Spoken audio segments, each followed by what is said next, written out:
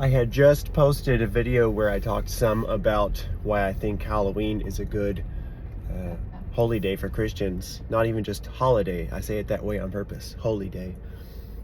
And no one had even seen it yet. It had been probably less than 5 minutes, and a relative of mine, who's also a dear friend, who watches some of my videos, expressed to me being on the fence about Halloween, which we've talked about before. And actually, I have been on the fence about and conflicted about Halloween for much of my life.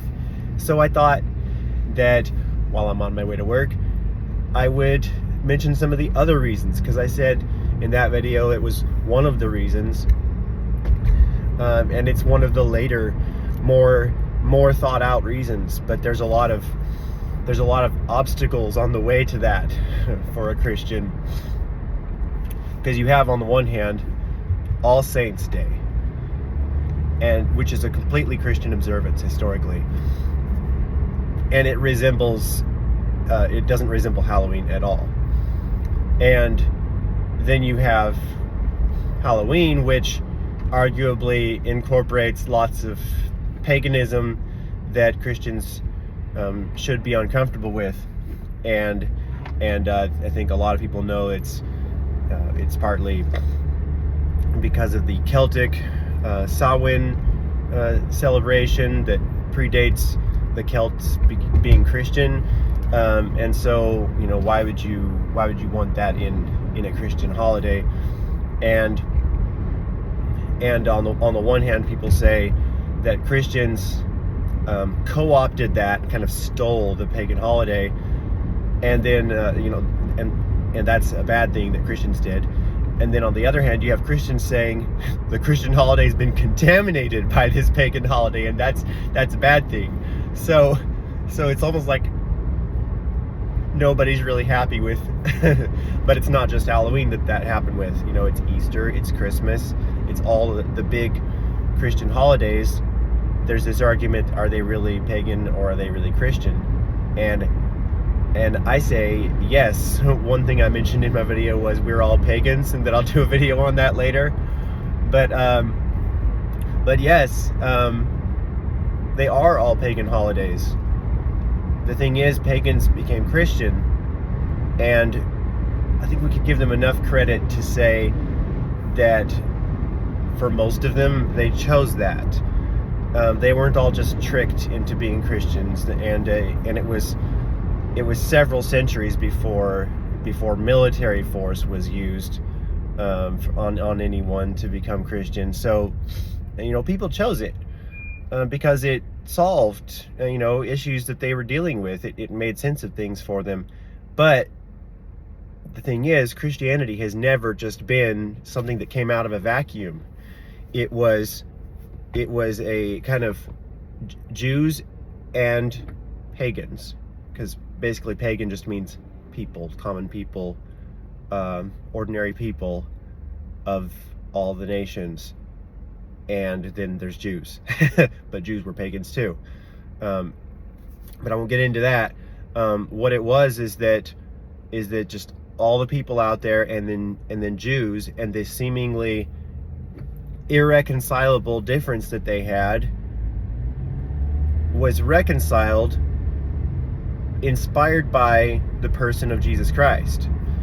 And the people who then followed that were people who thought they could still be a Jew and they could still be a Gentile or a pagan and not be at odds with each other because of that.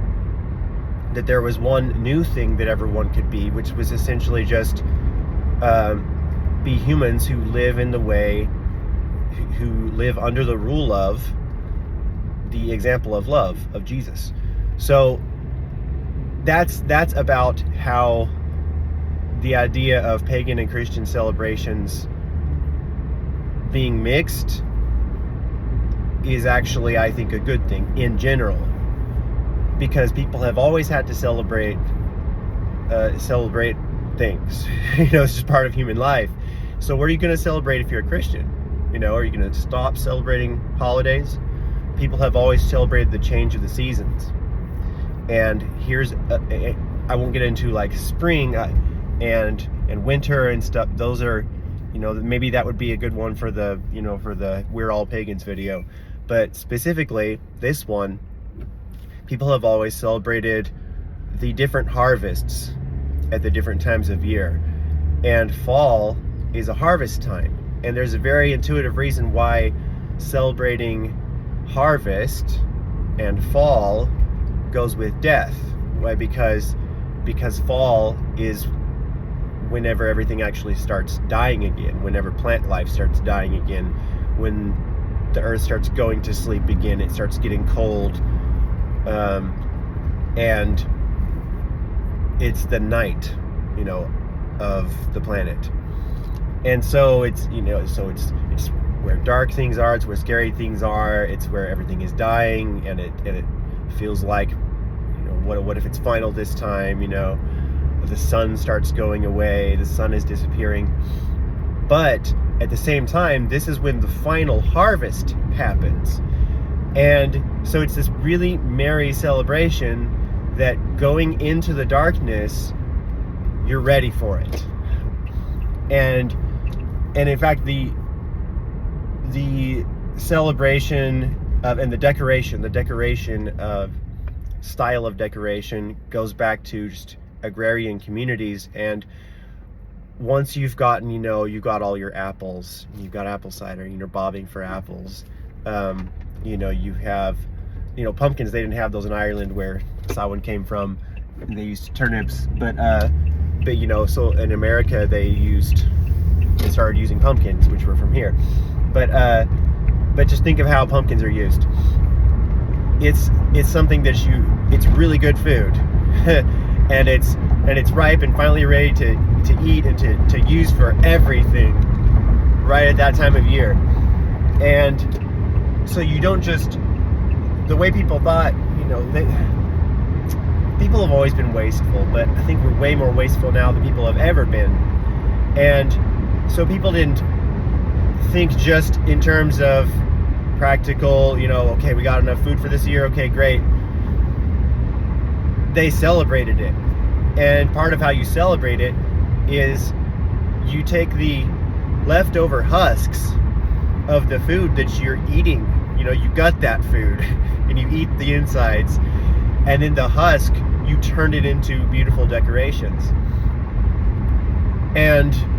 But then what do you celebrate with those decorations? So it's partly that all the things that have died because you've been farming and you've been doing all these things, and you have a crop now if it's been abundant, then a whole lot of plants and animals too have died. They've given up their potential. They've actually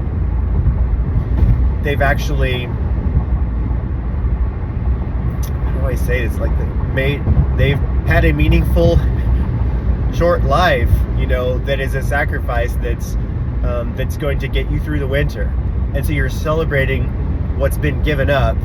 So you're actually celebrating that all things are dying, because while they're doing it, they're giving up their energy to the next generation of things so that they can live.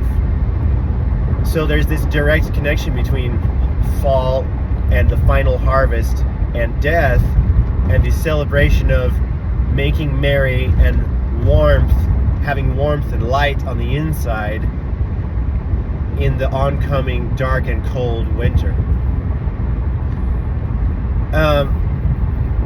But why would that take the form of, demons and ghosts and witches and more disturbing things like zombies and and everything, and why would we want to have anything to do with that? And something I said last time was, in my last video, was that people are celebrating scary monsters, and that's part of God's good creation. Yes, but I understand there's a lot of unnatural things that people celebrate on Halloween. And to be fair, it's gotten more that way. It wasn't always that way. And I think that, like with anything, including Christmas, like you could turn Christmas, and people do, into something that it shouldn't be, into something really commercial into something that's just, it's wasteful. It's just about, I'm not going to get into Christmas, but the point is, it can be something it's not. It can be excessive. It can just be about like ungodly amounts of sugar, and that's kind of what all our holidays have turned into. But I'm all for rescuing our holidays rather than just letting them go to the trash, you know what I mean? So the way I look at it is, if you think a holiday has problems, but you're on the fence about it, that means that some part of you sees something that could be good in it, and you would like it to be that, but you just not sure if it's healthy or a good idea to associate with all that other stuff. Well, you can't help being associated with things that you don't believe in just by virtue of who you are and where you live and your heritage. Like, if you're American, there's some shady parts of American history, and I don't think that means you have to be ashamed of being American, but if you're a Christian, then part of being a Christian is that your background is you are pagan. and so what do you do with that? Because there actually is no Christian culture, there is no Christian religion without the pagan background of all the people who have become Christian. And the way that people dealt with that in the past was they didn't throw away their pagan heritage. They incorporated it into their Christianity somehow, and they celebrated it. And it's kind of like they put everything in its place. Everything had a place. So it's like, okay, so there were ugly and dark and even demonic things, and those weren't necessarily celebrated in the sense of, these are good, you should be like this, but just in the same way that there are like predatory things in the world. If you can think of the spiritual in the same way, that there are predatory spirits, just like there are predatory animals. And we like to go to the zoo and see predatory animals, but safely. Well, that's, in a way, that's kind of what Halloween does, is in a safe way reminding ourselves of and experiencing a whole aspect of reality that you would do well not to forget it exists. And the level to which people get into it is up to them. But based on all that I said in the last video about how we ought not to be afraid of death anymore, then there's also no reason to really take it too personal or be offended if other people seem to be celebrating death for death's sake, or even celebrating evil.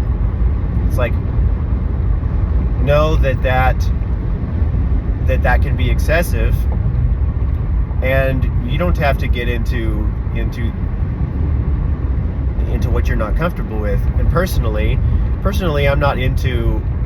I like aesthetically beautiful things, and I like the aesthetic beauty of Halloween. I think it's incredibly beautiful, and I'm not really into zombies and stuff, though I'm not as uncomfortable with them as I used to be, because actually now I understand that they mean something.